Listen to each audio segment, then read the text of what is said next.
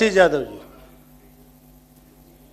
महामहिम राज्यपाल जी के अभिभाषण के धन्यवाद प्रस्ताव पे बोलने का मौका मिला, इसके लिए आपको धन्यवाद देती हूँ। ये जो महामहिम राज्यपाल जी ने जो अभिभाषण पढ़ा था उसमें खासकर जो महिला सशक्तिकरण की बात थी, बहुत ही गुणगान गा रही है हमारी सरकार की। महिला सशक्तिकरण हमने कर दिया, महिलाओं को रोजगार हमने दे दिया। मगर यदि अगर आप देखेंगे कि स्कीम वर्कर्स, जिसमें आशा कार्यकर्ता आती हैं, आंगनबाड़ी आती हैं, मिड डे मील वर्कर आती हैं, ममता आती हैं, इसमें 99% महिलाएं हैं, मगर इनको आप सम्मानजनक मानदेय तक नहीं देते, जीवन जीने लायक पैसा तक आप नहीं देते। सरकार ने जो आशा कार्यकर्ता के साथ समझौता किया कि 1500 रुपया मानदेय के साथ हम उनको बढ़ा करके देंगे, पिछले सदन में भी मंत्री महोदय जी लगातार इस बात को कहे कि मैं जल्द कर दूंगा, मगर अभी तक वो नहीं किया गया और उसको भी इस प्रस्ताव में नहीं लाया गया महोदय। तो ये इसको लाया जाना चाहिए। रसोईया को 1650 मिलता है, शर्म से मतलब सर झुक जाता है कहीं भी कहने में कि रसोईया को 1650 मिलता है। क्या यही महिला सशक्तिकरण है? तो इस बात पर जरूर ध्यान देना चाहिए कि ये कहीं से भी ना ये महिलाओं को रोजगार है, और इसी को आप गिना रहे हैं कि हमने इतना रोजगार दे दिया। तो इस बात पर जरूर ध्यान देना चाहिए। आंगनबाड़ी को आप कहते हैं अभी मतलब कोई भी अपने वेतन के लिए 6-6 महीना वेतन नहीं मिलता। अगर इसके लिए कोई संघर्ष करता है तो और उसका आप उसके साथ बैठ के अगर समझौता भी कर लेते हैं तो भी उनका आप मानदेय काट देते हैं जितने दिन का आंदोलन होता है, और उसके सेवा अवधि को भी समाप्त कर देते हैं, जिसके कारण कि उनको उनकी जो प्रोन्नति होती है उसमें आप उसको कटौती कर देते हैं। ये कौन सा महिला सशक्तिकरण का नारा है महोदय? इस पर जरूर थोड़ा ध्यान देना चाहिए।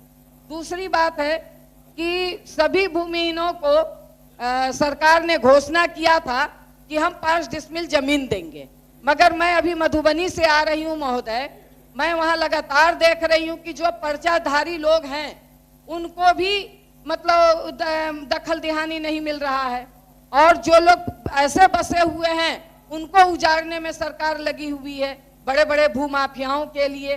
तो इस पर जरूर ध्यान देना चाहिए। बस मैं इसमें एक उदाहरण दे देती हूँ कि ये मधुबनी के भौवारा गंगा सागर में अगर आप देख लीजिए तो पर्चा वाले लोगों की बेदखली है। कोरिया गांव है वहां, जो उसको पूरा बड़ी बस्ती है मुस्लिमों की, उसको पूरा उजाड़ने में सरकार लगी हुई है। कलवाही बाजार में मतलब कहिए कि राम टोली है, जो बरसों से बसे हुए लोग हैं, उनको बिना कहीं कोई वैकल्पिक व्यवस्था के उनको उजाड़ने में लगी हुई है, और आप कह रहे हैं कि हम सब लोगों को बसाने का काम करेंगे। तो इसको भी प्रमुखता से लाया जाना चाहिए महोदय। आप महिला सशक्तिकरण की बात फिर करते हैं और महिला शिक्षा की भी बात करते हैं महोदय, मगर आप देखेंगे कि आप अनुमंडल स्तर पर एक महिला डिग्री कॉलेज रखे हुए हैं। आप बताइए कि अभी भी आप जितना भी विकास का ढिंढोरा पीट लीजिए, आज भी गांव स्तर पे जाने के साधन हमारी बेटियों को नहीं है।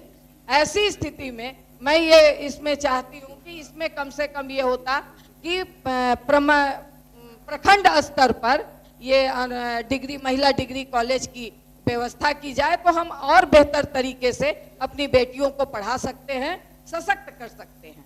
इसके बाद महोदय जो जिस लघु उद्यमी योजना का हमारी सरकार ढिंढोरा पीट रही है कि हम बहुत लघु उद्यमी योजना दे रहे हैं, जिसके कारण कि हम पूरे बिहार को सशक्त कर रहे हैं, मगर इसमें जो आपने ही सर्वे किया है कि 6000 से नीचे कम आय वाले को हम देंगे, मगर जब आपने देखा होगा महोदय कि बड़े पैमाने पे गरीब गुरबे जब ब्लॉक पर जाते हैं कि आय प्रमाण पत्र बना दिया जाए 6000 से नीचे का, तो आपके सीओ, आपके वहां के कोई पदाधिकारी 6000 से नीचे का आय प्रमाण पत्र नहीं बनाते।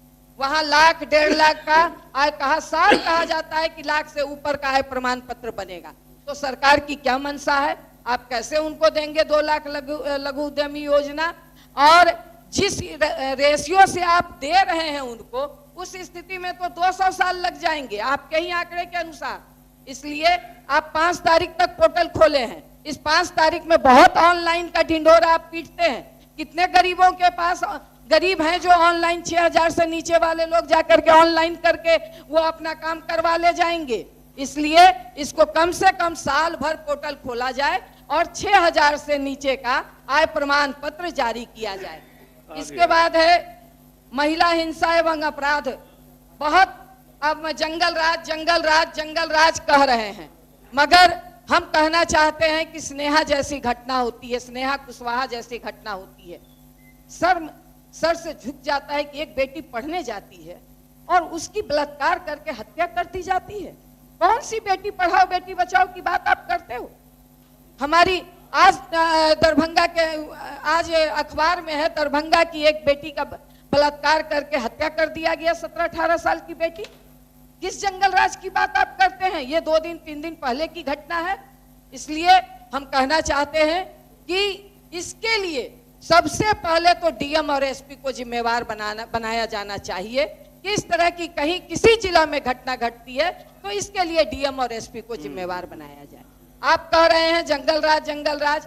समस्तीपुर में मॉब लिंचिंग होती है और एक महिला को नंगा करके पीटते पीटते मार दिया जाता है, 2 बेटी को नंगा करके घुमाया जाता है। आज वो 2 बेटियां जिंदा है, मगर उसको अभी तक कोई उस तरह से ठोस कार्रवाई नहीं हुई है। आप बात करते हैं कि बहुत कानून व्यवस्था है, मगर जब बेटियां, जब परिवार इस तरह की घटना